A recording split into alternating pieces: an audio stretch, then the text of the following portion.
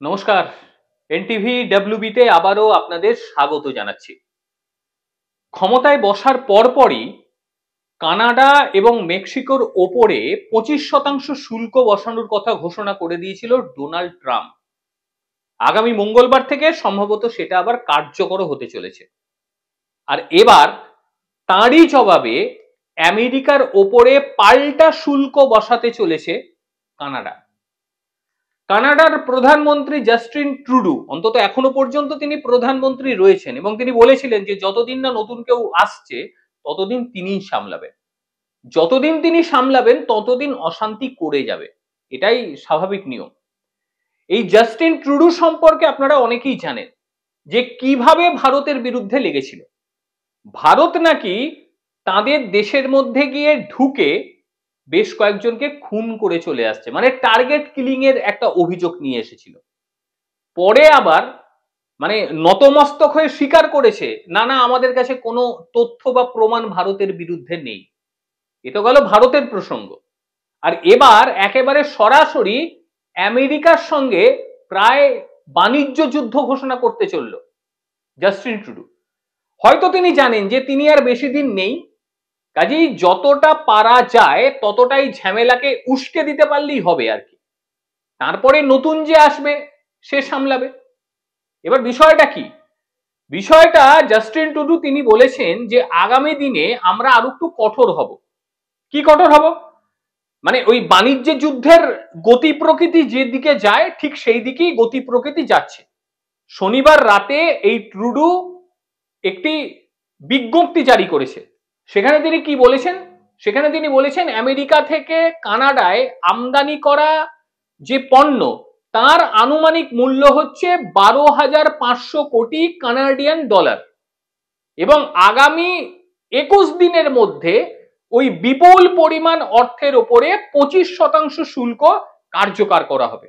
এবার বুঝে নিন, আমেরিকা শুধু মুখ থেকে খসিয়েছে, মানে ডোনাল্ড ট্রাম্প মুখ থেকে খসিয়েছে, আর কাজটা করে দিল কানাডা। এখনো পর্যন্ত তাদের উপর শুল্ক চাপায়নি, তার আগে উল্টে তারা শুল্ক চাপিয়ে দিয়ে বিষয়টাকে একেবারে অন্য পর্যায়ে নিয়ে গেল। আমি জানি না যে কানাডার মতন একটা দেশ আমেরিকার সঙ্গে লড়াই করার মতন ক্ষমতা আদেতেও রাখে কিনা, এটা আমার জানা নেই, আপনারা অবশ্যই জানাবেন। আর এই জাস্টিন ট্রুডু তিনি এমন এমন কাজকর্ম ঘটাচ্ছেন যে মানে বোকামিটাই তার বেশি প্রকাশ হচ্ছে, মানে যখন তখন যা তা বলে দেওয়া। জিও পলিটিক্সে যখন কিছু বলবো, কোনো দেশের বিরুদ্ধে বলবো, তখন তো তার যুক্তি বা প্রমাণ এগুলোকে নিয়ে তারপর বলতে হয়, এটাই তো নিয়ম, আমরা এতদিন এটাই দেখে এসেছি। কিন্তু এই ভদ্রলোক এমন একটা ভদ্রলোক, মানে এর হাতে না থাকে কোনো যুক্তি, না থাকে কোনো প্রমাণ, এ যা খুশি একটা বলে দেয়। মানে এমন ভাবধারা মনের মধ্যে রাখে যে আমি অল ইন ওয়ান, অর্থাৎ আমি যা বলবো সেটাই সবকিছু হয়ে যাবে, এরকম একটা ভাবধারা রাখে। এইবারে আমেরিকার উপরে সে তো শুল্ক বসাবে নিয়ে নিয়েছে ভাবভঙ্গি। এবার আমেরিকা ঠিক কি করবে সবার নজর কিন্তু এখন সেদিকে। যদিও এই জাস্টিন ট্রুডোর কথা কিন্তু আমেরিকার তরফ থেকে এখনো কিছু জানানো হয়নি, ছোটখাটো দেশ তো এত কিছু জানায় না।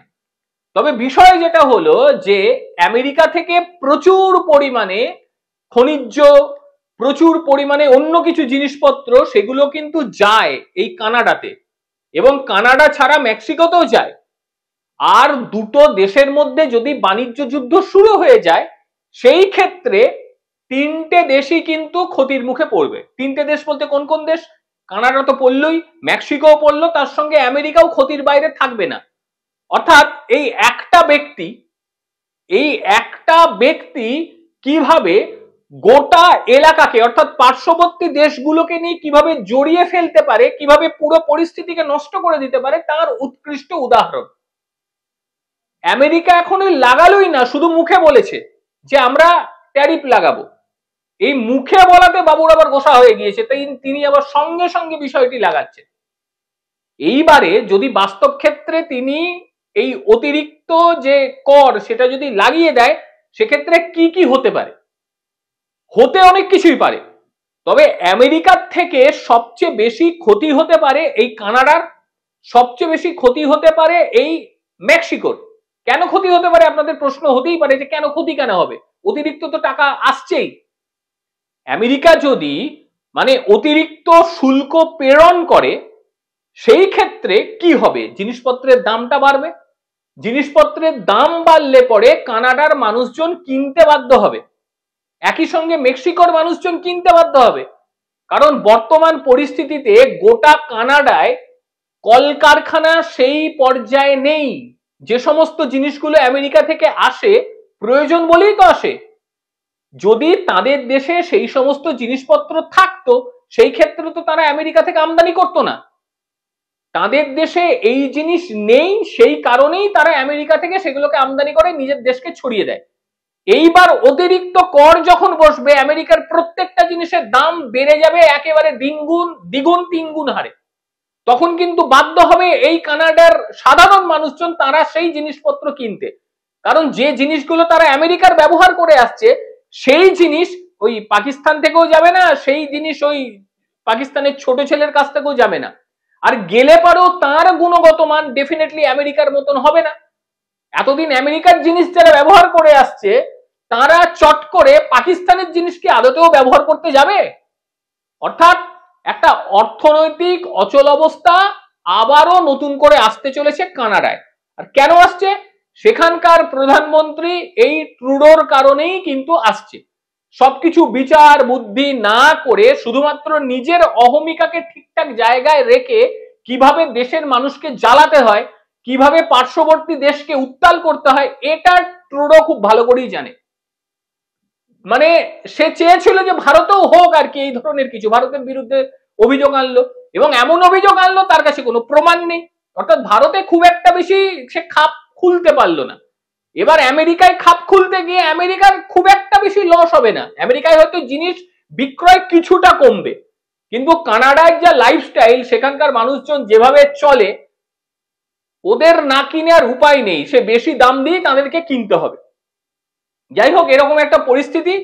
আমেরিকা এবং কানাডার সম্পর্কের সঙ্গে মেক্সিকো জড়িয়ে গেল। সব মিলিয়ে তিনটে দেশের এই যে বাণিজ্য যুদ্ধ, সেই বাণিজ্য যুদ্ধ শুরু হতে আর খুব বেশি দেরি নাই। অর্থাৎ এই তিনটে দেশের বাণিজ্য যুদ্ধটি শুধুমাত্র তিনটে দেশের মধ্যেই সীমাবদ্ধ থাকবে তা নয়, এরপরে এগুলো আরো ছড়াবে। অর্থাৎ বিশ্বের মধ্যে প্রভাব পড়াটা শুধুমাত্র সময়ের অপেক্ষা। যদি ঠিকঠাক না হয় তাহলে কিন্তু গোটা বিশ্বব্যাপী এর একটা বড় ধরনের প্রভাব পড়তেই পারে। প্রত্যেকে ভালো থাকবেন, সুস্থ থাকবেন। আবারও দেখা হবে অন্য কোনো দিন অন্য কোনো ভিডিওতে। ততক্ষণের জন্য নমস্কার।